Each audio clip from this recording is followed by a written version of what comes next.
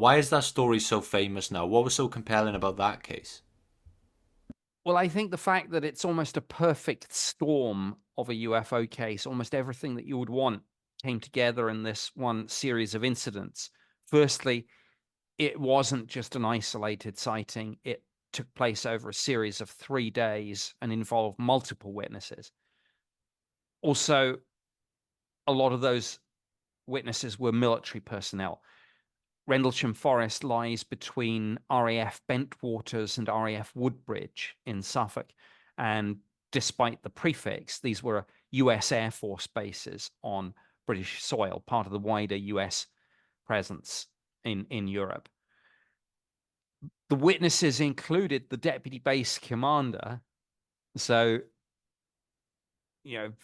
probably one of the most senior ranking individuals to have seen a UFO whilst on duty and reported it.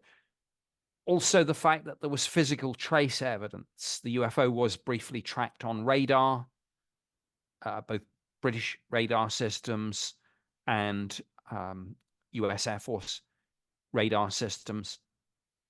And this wasn't just lights in the sky. On the first of the 3 nights, it was alleged that a small craft probe device of some sort landed briefly in Rendlesham Forest and then took off again vertically. But the important point about the fact that it landed is that the landing site could then be forensicated, which it was. And so we had soil samples. We had samples of the trees. This came down in a clearing, and the some of the I mean, not only were there 3 indentations in the hard frozen ground where and fresh ones, so it could be shown that an object weighing several tons had indeed come down in this small clearing, but also this was in a clearing, as I mentioned, and the sides of the trees facing the clearing were burnt and scorched, and so there were samples. There were samples of the tree bark and the sap, samples from the soil, control samples from the same general area but outside of the immediate vicinity, and most importantly of all, they took a Geiger counter there and found, and again, this is not disputed because it's recorded in the Ministry of Defense file, which has now been declassified and released. It says that the levels of radioactivity seemed, and it's an exact quote, significantly higher than the average background levels, unquote. So, and as I say, that's in the official government file on this. So that's just one of a number of reasons why this is such a compelling case. And some of the witnesses later claimed that they had some health issues in later life, which they attributed to this. The Veterans Administration in the US refused to pay out because they said how can we pay out on a UFO incident?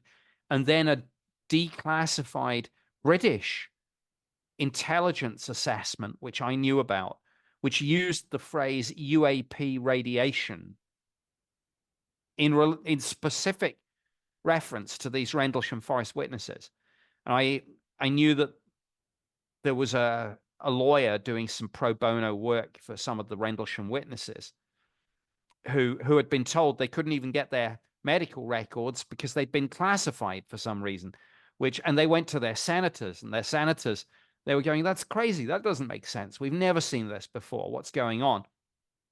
Well, I managed to get this declassified intelligence assessment. I gave it to the lawyer. I said, look, just look at volume 3, annex 6, page, whatever it is. And there it was in black and white. I was amazed they declassified it. I mean, I wouldn't have said so otherwise, of course, because of the Official Secrets Act, but they declassified it.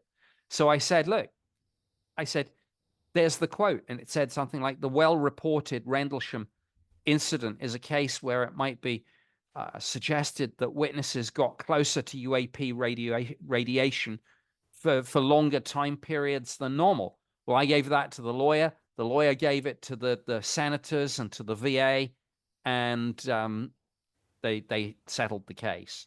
Wow. So, I mean, I teamed up afterwards. I teamed up with two of the U.S. Air Force witnesses, John Burroughs and Jim Penniston. We wrote a book on the case called Encounter in Rendlesham Forest. 100,000 words just on this one case. It's the only UFO book in history that has ever had to have gotten the security clearance of the manuscript from both the US and the UK government.